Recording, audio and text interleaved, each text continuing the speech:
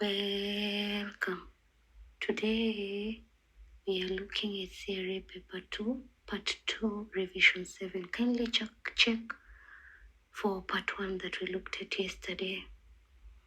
Thank you for subscribing. Question 4a. Show ways in which the early Christians demonstrated unity. 6 marks. They prayed together, shared meals, shared property, celebrated the Lord's Supper, lived apostolic teachings together, fellowshipped in people houses.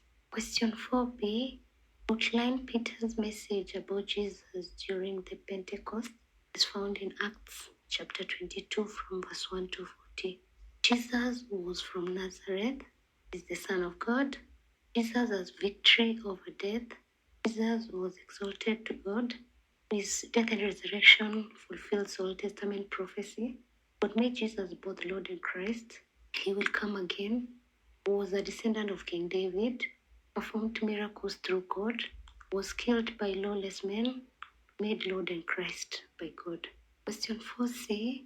Identify ways of promoting the unity of believers in the society. 7 marks. Teaching love, teaching forgiveness, organizing interdenominational prayers, reconciling warring parties, ecumenical movements like the Bible Society of Kenya, promoting youth movements like the CU, encouraging dialogue among the people, assisting the needy, being a role model, condemning customs that threaten unity, reporting those people who want to bring disunity to the relevant authorities, providing employment and social amenities to all. Question 5a. Outline the role of professional ethics and codes. 8 marks. Encourage good relationships. Guide on relations in the same profession. Ensure professionalism. Help acquire proper skills.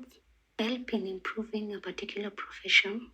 Inspire respect. Help the client to develop confidence in the professional person for effective results. The basis of Christian ethics.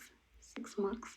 The Bible, Christian community, natural laws, God's revelation, science, or the authoritative Christian literature. Question 5c.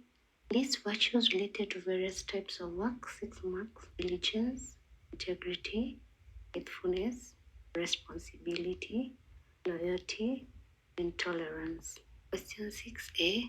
Factors affecting types of leisure are 10 marks. And you remember, because in the question was explained factors affecting type of leisure, use apostrophe.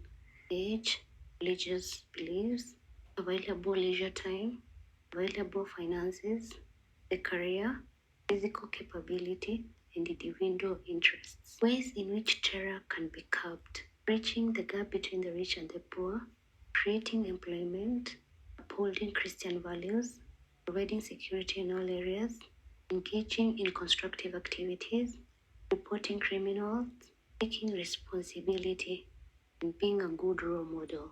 Question 6a. 7 environmental factors that threaten human existence: depletion of natural resources, pollution, improper disposal of which, natural catastrophes, farming methods, drug abuse, rural-urban migration, epidemic diseases, overgrazing, accidents, wars. You understand? Kindly let me know in the comment section below. And also let me know what video you can look at tomorrow. Thanks a lot for subscribing and listening to me. God bless you.